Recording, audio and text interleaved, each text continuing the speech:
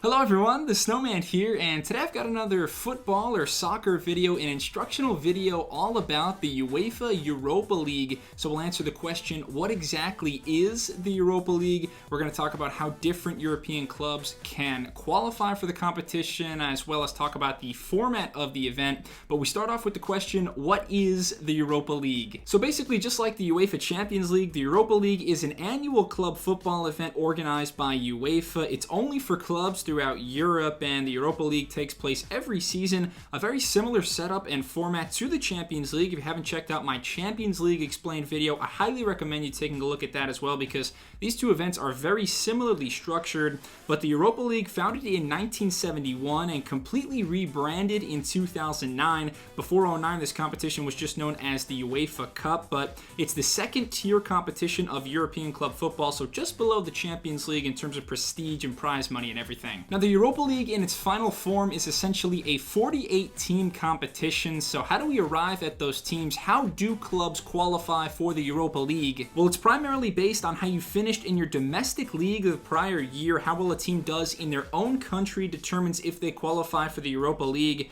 So each country is given a certain number of Europa League spots based on how good said league is. And the way we determine how many slots each country gets is calculated by the UEFA coefficient. The UEFA coefficients are statistics compiled by UEFA in order to rank all the European leagues in terms of how strong they are.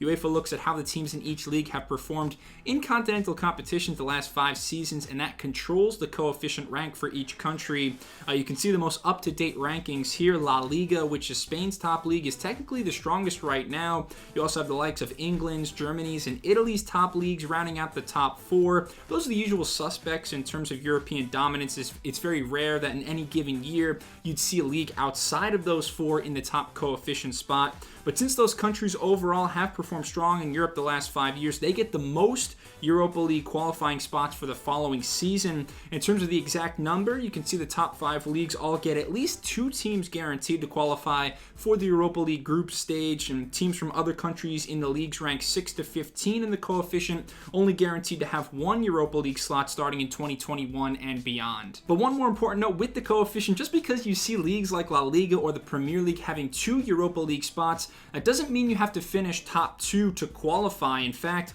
looking at the Premier League, the top 4 teams actually all qualify for the Champions League the following season. So this leaves spots 5, 6, and potentially 7 as the Europa League teams. For example, a team like Leicester City just missed out on qualifying for the Champions League in the 2020-21 season, but at least they still get to compete in the Europa League. Eventually, we whittle our way down to the final 48 teams over a series of playoff rounds over the summer. The playoffs take place in July and August. That's just to give teams from lesser countries, say Iceland or Albania, a fighting chance to qualify. And one other note about qualifying, even if a team from a top European league doesn't finish highly in the table, for example, say Arsenal finishes in 9th place, they can still qualify for the Europa League in the following season if they win the FA Cup. That's because domestic cup winners from associations 1 through 12 in the UEFA coefficient are guaranteed a Europa League spot as well. So let's talk about the format now. We've got our 48 Europa League teams for the new football season. What happens in August is all the teams are randomly broken up into 12 groups of 4 teams, very similar to the World Cup or the Champions League, but slightly larger with the 48 teams. No teams from the same nation are allowed to be in the same group, so maybe Napoli and AC Milan both qualify for the Europa League. They can't be in the same group since they're both Italian clubs. And for the group stage, each team automatically plays 6 games each, so twice against each of the other teams in their group, once at home and once on the road. This is an example of the Europa League groups from the 2019-2020 season. Again, 12 groups of 4. Games are typically played on Thursdays since teams play their domestic league games over the weekend, and the Champions League takes place on Tuesday and Wednesday. The group stage usually lasts from September to December, sprinkled in throughout the season, and after every team has played their 6 group games, we tally up the points, 3 points for a win, 1 point for a draw, 0 for a loss, and all 12 group winners, along with all 12 group runners-up, advance, as well as, and this is important, the 8 third-place teams from the Champions League qualify for the knockout stage as well. So technically, a team can start out in the Champions League and still win the Europa League that same year.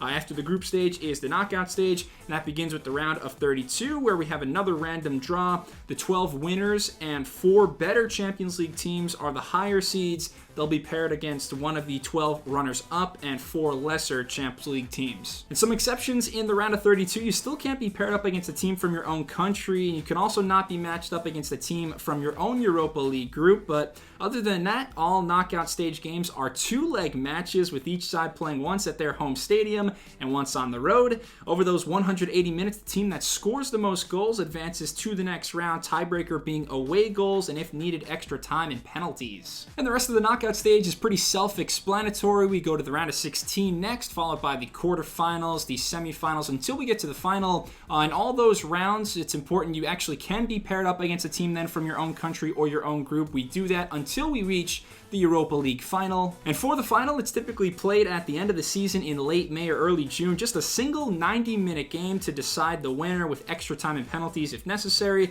The final is always played at a predetermined neutral location, so similar to the Super Bowl in that regard. The host nation for the final rotates from year to year, but again, just one match at the end to decide the UEFA Europa League champion. I think that pretty much covers most of what the Europa League is, how teams qualify for it, how the format works. But if you have any other questions, please leave a comment below. Thanks a lot for watching. If you enjoyed it and want more soccer football content, please subscribe to the Snowman Sports Media for more instructional videos, and I'll be back real soon. Thanks a lot. Cheers.